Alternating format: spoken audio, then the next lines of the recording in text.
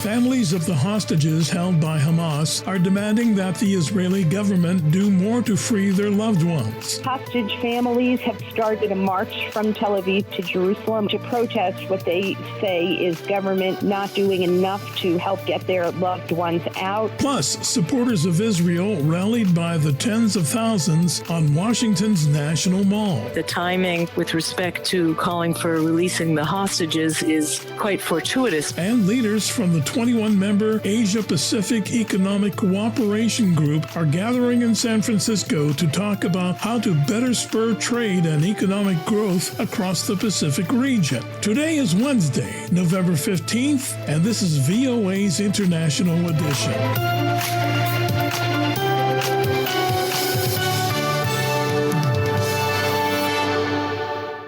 The Israeli military says its forces have entered Gaza's Shifa Hospital, the site of a lengthy standoff. The army has surrounded the facility as part of its ground offensive against Hamas. Israeli authorities claim the militant group conceals military operations in the facility, but with hundreds of patients and medical personnel inside, it has refrained from entering. Early Wednesday, the army said its forces were carrying out a precise and targeted operation against Hamas in a specified area of the hospital. It gave no further details, but said it was taking steps to avoid harm to civilians. This is a developing story, and voanews.com will have updates as we receive them. Along with dire conditions at Gaza's Shifa Hospital, the families of hostages held by Hamas marched to demand the Israeli government do more to free their loved ones. I spoke with Middle East correspondent Linda Gradstein in Jerusalem about these and other recent developments in the Israel-Hamas war. Well, it's not exactly clear what's going on there. Israel says that it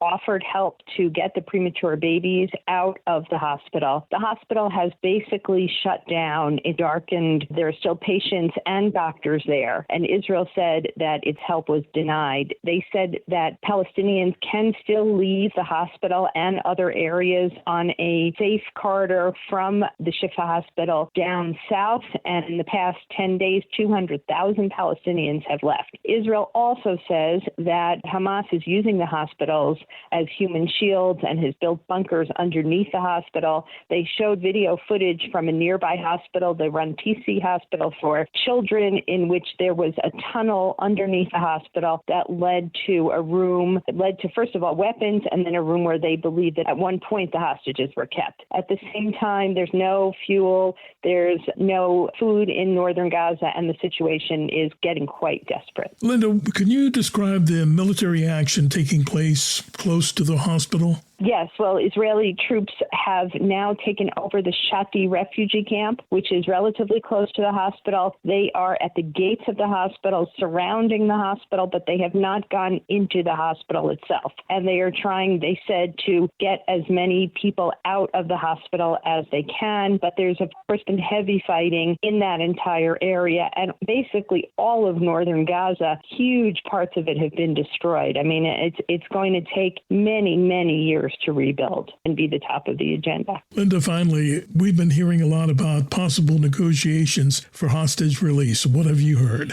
So, first of all, the hostage families have started a march from Tel Aviv to Jerusalem, a 5-day march, to protest what they say is government not doing enough to help get their loved ones out. You're talking now, I mean, the numbers keep changing because, for example, 2 of the people who were thought to be taken hostage, a 12-year-old girl and an older Canadian Israeli peace activist, were now found dead. So it's apparently their remains were somewhere between the Israeli border and just over the Gaza border, and were found as the soldiers got there. So the numbers keep changing, but we're talking about 238 hostages. Hamas has offered a deal in which up to 70 Israeli hostages would be released in exchange for several dozen Palestinian women and children who are in Israeli jails, having been convicted of crimes, and a 5-day ceasefire. And apparently those negotiations are moving ahead and are relatively close to fruition. But again, we've heard this before. There have been rumors of deals. Tomorrow it will be 40 days. There are babies who were in captivity and taken hostage without their mothers. There are young children. So I think this sense is growing in Israel that time is running out. And I think most Israelis would support this kind of partial deal. The government worries that a 5-day ceasefire would, first of all, give Hamas time to rearm. And secondly, after 5 days, there will be increasing pressure on Israel to extend the ceasefire. And Israel says that it has not yet defeated Hamas as a military power, which is what its goal in this war is. The United States is backing Israeli claims that Hamas, a U.S.-designated terror group, is using hospitals in Gaza for cover to direct its military operations and hold hostages. VOA national security correspondent Jeff Selden has more. Israel's no longer alone in accusing Hamas and its allies of hiding behind hospitals in Gaza. We do have information that Hamas and the Palestinian Islamic Jihad uses some hospitals in the Gaza Strip, including the Shifa Hospital, as a way to conceal and support their military operations and hold hostages. Pentagon spokesperson Sabrina Singh echoing comments from the White House, saying the two groups also operate a command and control node under Al-Shifa. They have weapons stored there and are prepared to respond to an Israeli military operation against the facility. Both the Pentagon and the White House say the newly declassified intelligence was collected by the U.S., though they refuse to say how. The U.S. intelligence comes just a day after the Israel Defense Forces issued a video showing what it says is under Gaza's Rantisi Hospital. A hideout where terrorists take hostages and hide out. At the Israeli embassy in Washington, Deputy Chief of Mission Eliav Benjamin tells VOA, "We are releasing as much as we can." Benjamin says there is evidence innocent civilians are trying to leave and that Israel will give them as much time as it can. But at the end of the day, Israel will take action against these terrorists. The Pentagon's Sabrina Singh says the U.S. is still urging caution. Absolutely. We do not want to see a firefight in a hospital where there are innocent civilians. Jeff Selden, VOA News, Washington. Attacks from Iranian-backed militants have not let up, with a multi-rocket attack coming within a half-kilometer of mission support site Euphrates in eastern Syria on Tuesday. The U.S. says deterrence is working with Iran, but is it enough to stop the barrage of drones and rockets? VOA's Pentagon correspondent Carla Babb has details. This video shows the latest U.S. attack against a training facility used by Iran's military and its proxies in eastern Syria. U.S. fighter jets struck the training center and this safe house Sunday in response to attacks on U.S. forces. Defense officials tell VOA Iranian-backed militants have attacked U.S. troops in Iraq and Syria at least 56 times in less than a month, with at least 5 attacks coming after the Sunday strikes. Pentagon Deputy Press Secretary Sabrina Singh. Is deterrence working? We feel that it is. We have not seen this war spread into a wider regional conflict. The strikes that we are taking is to signal and to message very strongly to Iran and their affiliated groups to stop. That is the purpose of those strikes. Getting the message, because they keep striking. I understand that, but again, I think we are being very deliberate on how we and when we conduct our strikes against these groups, and I think that Iran is certainly seeing that message. More than 50 Americans suffered minor injuries or traumatic brain injuries from the attacks before returning to duty, officials say. A bipartisan group of senators telling reporters Tuesday the U.S. is lucky that no Americans have died from the attacks, and calling for a stronger response against Iran's Islamic Revolutionary Guard Corps, or IRGC. Senator Lindsey Graham. If Iran continues to threaten our troops in Syria and Iraq, the right response militarily would be, in my view, to hit the IRGC training bases and infrastructure inside of Iran. They have never doubted our capabilities. On occasion, they have doubted our will. Retired General Frank McKenzie, the former commander of U.S. forces in the Middle East, tells VOA the message America sent by its reduction of forces in the region has left Iran emboldened. Their primary goal remains the ejection of the United States from the region, and that's the reason these attacks are spiking up. And 2 defense officials now confirming to VOA that the U.S. was indeed very lucky during an attack last month at Erbil Air Base. A drone crashed into barracks housing U.S. troops. It failed to detonate, but one official told me had the drone exploded, several troops could have been injured or killed. Carla Babb, VOA News. The Pentagon. Tens of thousands of demonstrators gathered on the National Mall in Washington Tuesday for the March for Israel event. For more insight, VOA's Kim Lewis spoke with Ellen Leipson, director of the Masters in International Security degree program and the Center for Security Policy Studies at George Mason University. I think those are three very big goals. To some extent, the timing with respect to calling for releasing the hostages is quite fortuitous, because it does seem that in the last 24 hours there's been a lot of progress being publicly acknowledged, and we may be seeing the release of at least the women and children fairly soon. That is the over 100, possibly over 200 hostages being held by Hamas since October 7th. If the larger picture that you're referring to is whether this war will turn into something more on the diplomatic side for the region, I think it's still quite early to tell. I think the Israelis will probably not be receptive to any big new diplomatic initiative to get deeper into solving the long-standing, rivalry and competition for the land between Israelis and Palestinians until they've achieved their military objectives. And I think while they may be perhaps able to update the world on what they have done to dismantle Hamas's military capabilities, they have not really indicated any timeline for when their military operations might be able to scale down. Also, in looking at this demonstration, can it be seen as a message of unity? So I think the organizers across the country and Jewish communities and Jewish federations, which are civil society organizations, was exactly that, to demonstrate, across different political preferences, across different forms of Judaic observances, from, secular and reform and conservative and Orthodox, that this was intended to demonstrate a unity of purpose. I think the organizers have had to, be very careful in what the speakers are saying and what the messages are.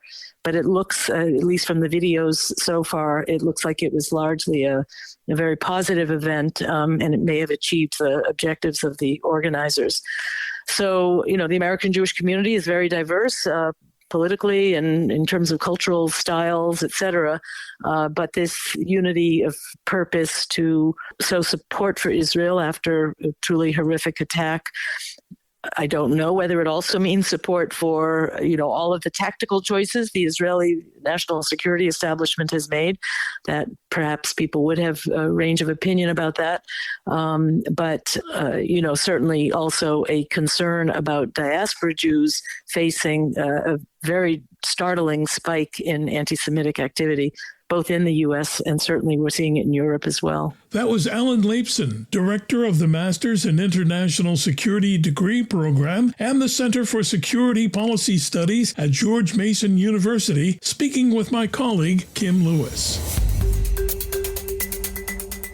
We're following these other stories from around the world. The U.S. State Department says it has no intentions of easing sanctions or normalizing relations with de facto Taliban authorities in Afghanistan until the Islamist regime improves the grim human rights situation in the country. The use of anti-personnel landmines by Russia and Myanmar triggered a surge in the number of civilian casualties in Ukraine and Myanmar last year. That's according to a new report by the International Campaign to Ban Landmines. Mali's army said Tuesday it has retaken the northern city of Kidal from rebels after a raid that left many insurgents dead. The reported capture, not confirmed by independent observers, would mark a symbolic victory for Mali's army.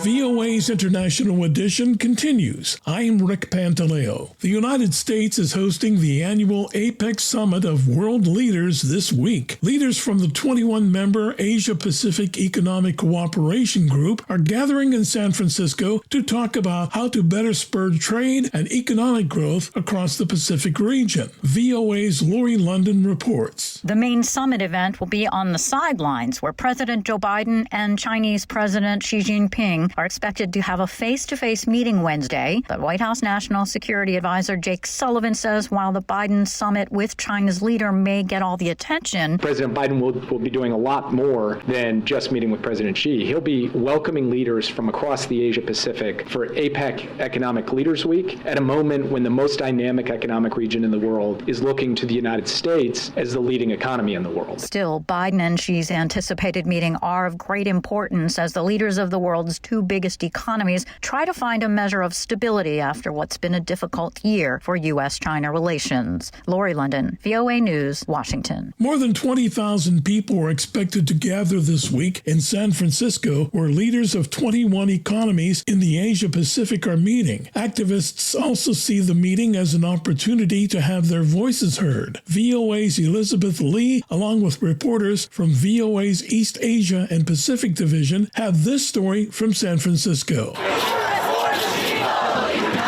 Protesters are pounding the pavement. What do we want? And raising their voices in hopes that the leaders from 21 Asia-Pacific economies will hear what they have to say. Last year, in time, some in large numbers with loud voices. Shut down APEC.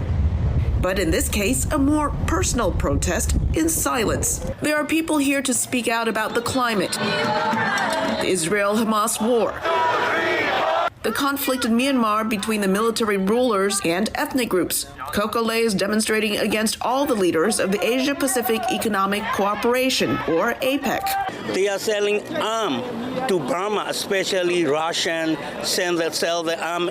Also, second is China, and also Thailand, and including India. Free China! Some people are protesting because the meeting between President Joe Biden and Chinese leader Xi Jinping is an opportunity to highlight their voices. Zheng Wei says the harsh COVID-19 measures in China was one of the reasons why he left China with his family.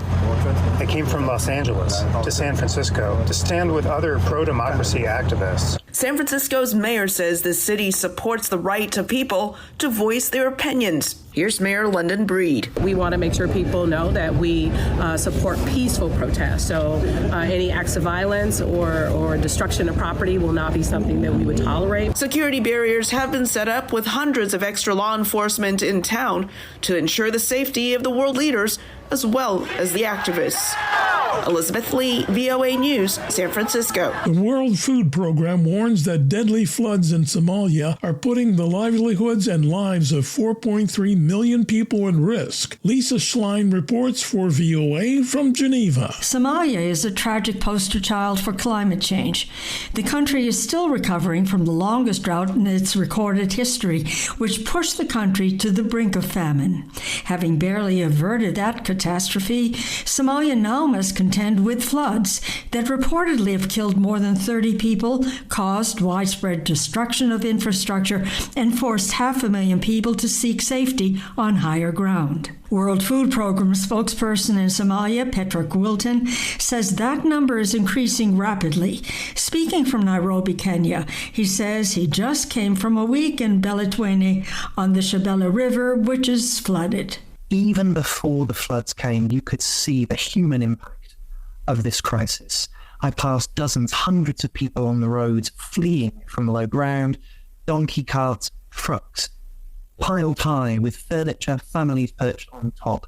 I've seen camps, internally displaced people totally abandoned to rising flood water and waist-deep mud. Wilton warns the climate shocks from drought to floods will prolong the hunger crisis in Somalia. He says 4.3 million people, a quarter of the population, will be facing crisis-level hunger by the end of the year. Moreover, he says 1 million children face acute malnutrition. He says it is difficult to predict the number of people who might die from this disaster. However, he notes 43,000 people were estimated to have died because of the drought last year.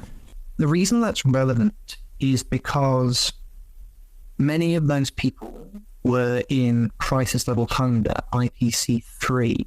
That's not the most extreme level of hunger, but what it tells us is that if you are stuck in crisis level hunger for long enough, you are still at risk of death. So that is very much what is at stake here. Wilton says WFP was able to mitigate some of these impacts before the floods hit. He says the agency, working with the government, activated an anticipatory action plan to deliver cash transfers and warning messages to families about where the rains would be heaviest. The plan gave families advance information so they could protect themselves from the floods. It also gave them money to buy food at a time when their cupboards were bare. Lisa Schlein for VOA News, Geneva. The U.S. House has voted to prevent a government shutdown. The Senate is to act next, followed by President Biden, who must sign the bill before Friday's deadline to avoid a shutdown. Sagar Magani, the Washington correspondent for the Associated Press, reports. New House Speaker Mike Johnson seems on track to avoiding his predecessor's fate as the House looks to avoid a federal shutdown. The last time Congress tried to avert one, it cost Kevin McCarthy his job. Johnson's not worried about his. This is a different situation. The House is set to vote on a funding package before Friday's shutdown deadline without any of the deep spending cuts House conservatives are demanding.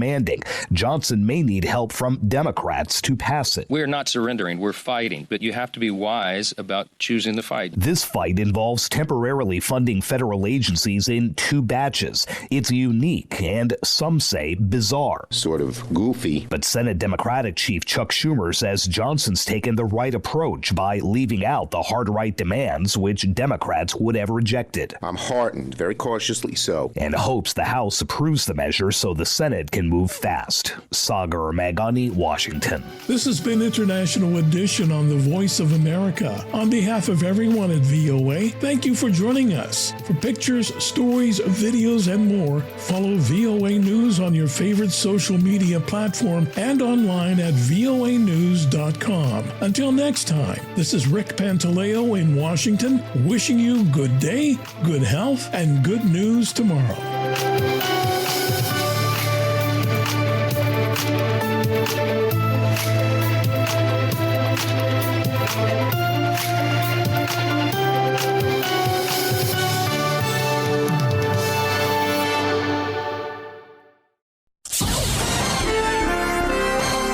Next, an editorial reflecting the views of the United States government. During the recent meeting in Tokyo of the foreign ministers of the world's leading industrial democracies known as the G7, discussions focused on current international crises and the need for a unified response. The discussions were fruitful, said U.S. Secretary of State Antony Blinken. The G7 has strengthened its role as the steering committee of the world's advanced democracies, demonstrating unprecedented unity of purpose and unity of action on the issues that are defining the 21st century. The first was the crisis in the Middle East, said Secretary Blinken. The G7 ministers reaffirmed our staunch support for Israel's right and obligation to defend itself and seek to ensure the attacks of October 7th can never happen again in accordance with international humanitarian law. The ministers also agreed, Secretary Blinken said, that humanitarian pauses would help to protect Palestinian civilians, increase the sustained flow of humanitarian assistance, to allow our citizens and foreign nationals to exit, and to facilitate the release of hostages. Ultimately, the only way to ensure that this crisis never happens again is to begin setting the conditions for durable peace and security. These must include the Palestinian people's voices and aspirations at the center of post-crisis governance in Gaza. Another key focus of the meeting was the G7's enduring support for Ukraine. The G7 has led the world in galvanizing and sustaining that support, and as we told Foreign Minister Kuleba today, Ukraine can count on us. Secretary Blinken noted that the G7 ministers also discussed the Indo-Pacific and steps they are taking together to contend with challenges to their shared vision of a free, open, and prosperous region. Those challenges include the PRC's actions in the South and East China Seas and the PRC's coercive efforts to change the status quo on Taiwan. Discussions also focused on the DPRK's provocative actions and missile launches and the dangerous military cooperation between behind the DPRK and Russia. At this inflection point in the struggle of protecting the international order, we are standing strong for our vision of a more free, secure, open, and prosperous world, declared Secretary Blinken. And we do not stand alone. We've built extraordinary coalitions with allies and partners who carry their share of the burden, and we leave this G7 meeting stronger and more united in meeting the challenges of today. That was an editorial reflecting the views of the United States government.